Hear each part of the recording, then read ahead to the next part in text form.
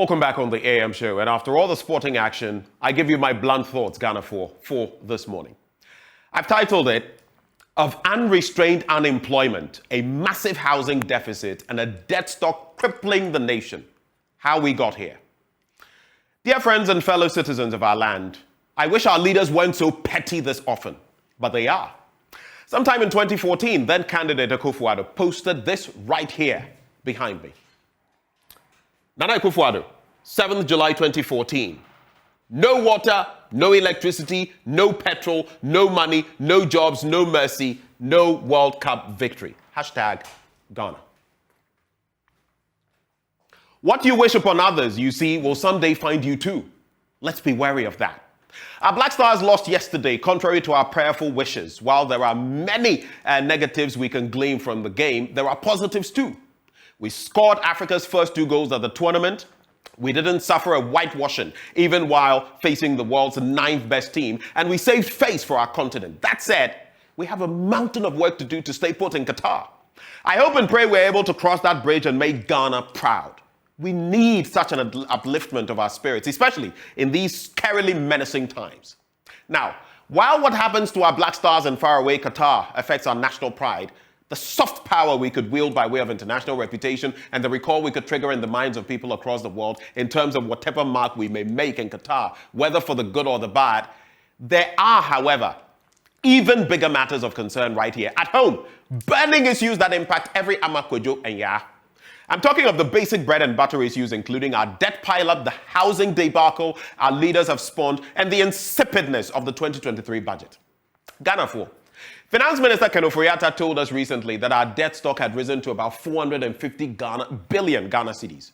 Of that amount, this MPP administration alone has borrowed a staggering 330 plus billion, all by itself, eclipsing all the borrowing by all previous governments put together.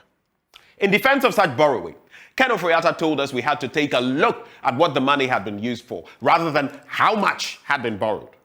One oft-touted example is the one district, one factory policy. Quite recently, Nana Akufo-Addo, an NPP stalwart, looked us all in the face and told us that 1D, 1F had been a raving success, even while it had not taken a shred off our import burden. A fact horribly exposed by our recent currency shortfalls and the president's calls for import substitution. Sad to say, though, many of Nana Akufo-Addo's assertions did not check out. In Wale Wale, he claimed there was a watermelon processing factory, producing watermelon juice and employing some 300 people. When media teams went there, the fittings on the building, whose ceiling had not even been installed, were not done, and there was not even a ghost there to scare anybody away. He again claimed that in Savelugu, there was a rice factory in place employing some 118 people. Once more, media people went there to investigate the matter. We found an abandoned, uncompleted building, and no more. No rice, no workers, just rodents and lizards. I don't know whether these animals are the ones that will produce the rice. Maybe Nana Akufo-Addo can explain to us all better. Why do we do this to ourselves? In Ghana today, over 1.2 million children are not in school. And in spite of all this, Ken Ofori-Atta, the finance minister, still holding on to an untenable position, has the gall, the temerity to tell us building a national cathedral, on which we have so far expended over 339 million Ghana cedis, with practically nothing to show, is a necessity. And that it is for the nation? Which nation, I ask? The masses who have rejected that farce of a cathedral? Please, Mr. Finance Minister, find something better to say. In the midst of all this unmitigated chaos, the 2023 budget, to make matters worse, has brought the ordinary Ghanaian and the business community absolutely no relief. If anything, it has only exacerbated our plight. Our governments, time and again, have burnt the poor, making them suffer the consequences of their ineptitude and mismanagement. Look at the e-levy situation, for example. You lower the rate by only 0.5% and then withdraw the 100 Ghana cedi threshold altogether. Then you slap on a 2.5 percentage point increment on VAT, which is unavoidable. How cruel can we be to the have-nots? How insensitive can we possibly be? Are we content with robbing Peter to pay Paul? Are we? And don't we all suffer the consequences in the end? But it doesn't end there. It gets even worse. After the presentation of the budget statement yesterday and interacting with Deputy Finance Minister John Kuma, he explained that government was set to suspend interest payments for domestic bondholders and impose a 30% haircut on foreign bonds. Now, under this debt restructuring arrangement, as we know it, domestic bondholders will receive no interest for 2023. In 2024, they'll get 5%. In 2025, they'll get 10%. Domestic bondholders, per what he divulged to us, can only expect to start receiving their full interest in 2026. That's a good 4 years from now. They will be paying for some incompetent people's sins for 4 unbearable years. Why is that such a gargantuan problem? It is egregiously insensitive to many vulnerable people trying to keep body and soul together. Crucial among them, pensioners, for whom these coupon payments constitute their main source of regular income. Take that away and you're basically telling them to go hungry. And this is what we're constantly told is a caring government. Interestingly, all this comes at a time when in the United Kingdom, regardless of their own economic turbulence, the Bank of England took action just a few weeks ago to protect and preserve pensioners' incomes. Here, our government is doing the exact opposite. But that's not all. Just contemplate that if you're earning 1,000 Ghana cedis, whether as a worker or a pensioner, with 40.4% inflation, it basically means you are getting 404 Ghana cedis shaved off. This alternatively implies that while you earn 1,000 Ghana cedis, your money is only actually worth 596 Ghana cedis in real purchasing power terms. Today, as the Ghana Statistical Service data reveals, 1.1 million males aged 15 years and above lost their employment status between the first and second quarters of 2022. In the Upper East region alone, 7 out of every 10, that is 69% of males employed in the first quarter, were no longer employed in the second quarter. That is the highest rate in the country, followed also by the Northeast region with 43.9% or 4.4, that is to strike an average, 4 out of 10 who do not have work. National Security Minister Albert Kamdapaa himself at a recent Information Ministry interaction confirmed that some 2 million Ghanaian youth are unemployed. 2 million. And that is even what our data captures. How about those we don't know of? Those who add to that teeming and wholesome and active bulge every day. That same Ghana Statistical Service data also reveals the mean hourly earnings for males in the second quarter were 9 cedis 9 pesos, falling slightly from the 11 cedis in the first quarter. We've raised the minimum wage marginally compared to inflation. Yet people are earning far lower than even the 13 Ghana cedis and 53 pesos per the 2022 minimum wage. That tells you that times are desperately hard and that rather than go hungry, people would scrape and eke out a living, seeing that something at least is better than nothing. But we could have avoided being here.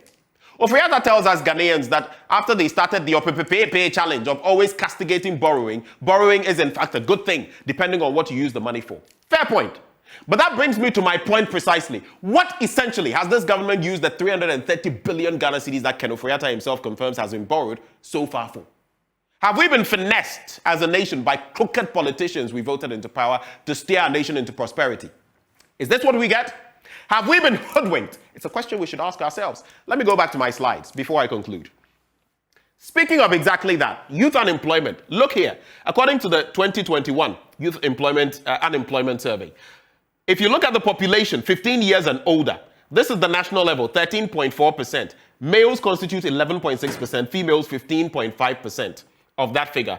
When you add it up, when you look at 15 to 35 years, the national level is 19.7%. It goes as high as 17.4 for males and 22.3 for females, even higher for them.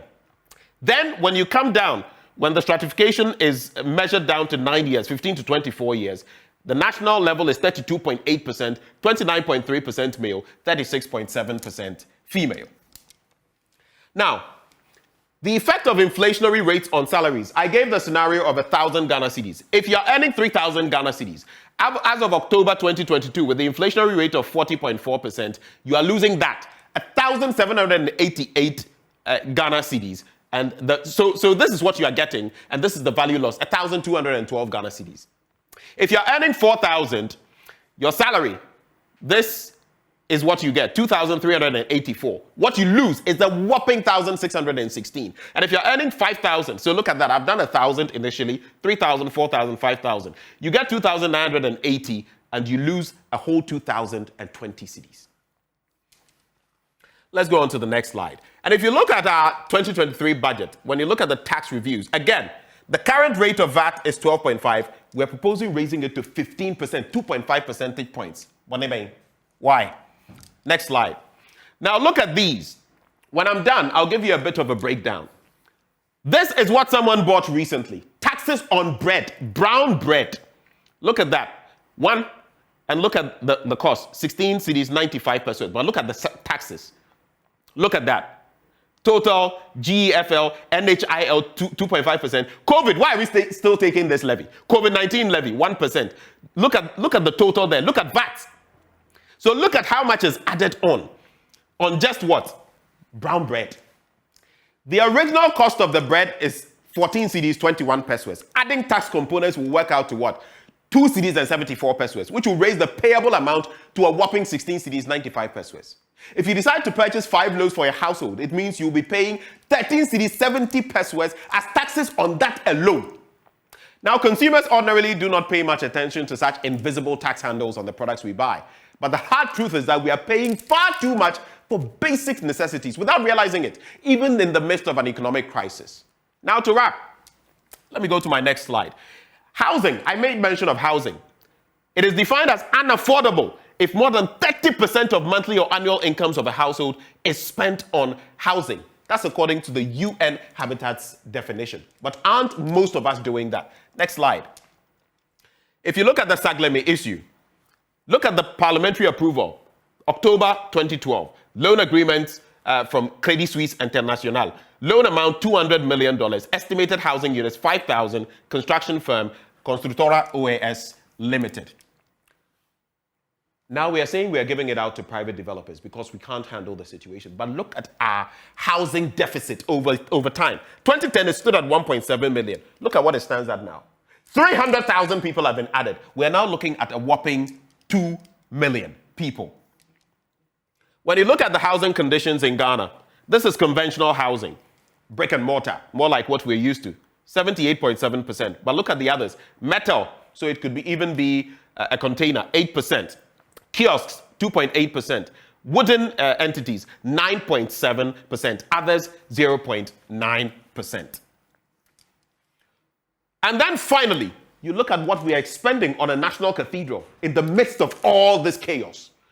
339 million Ghana cedis. That is just for now what we've pumped into it. The equivalent of $58.14 million. You see, there is a saying, as I end, that the one who beats a path does not know the portion behind him is crooked. It is onlookers who will tell him. Mr. President, the national path you are beating has gone horribly askew. These are terrible times for your people. Unfortunately, you and your team, instead of giving us some succor, some respite, keep heaping heavy burdens on us. The latest budget is testament to that. What else can I say? Since you and your team have stubbornly chosen the path of ignominy, I can only wish you the best and hope that something turns out well for all of us. I'm telling you, Mr. President, that you and your team are losing your grip, if you've not already lost it, that is, on the people. If this penury and misery continue, you will have no one to blame but yourselves if any worse evils befall us. My name is Benjamin Akakpo. I say all these things because I am extremely passionate about Ghana and what her future, intricately tied to ours, holds. These are my blunt thoughts for you, served raw, hot, unedited, undiluted. As always, God richly bless our motherland Ghana and make her great and strong.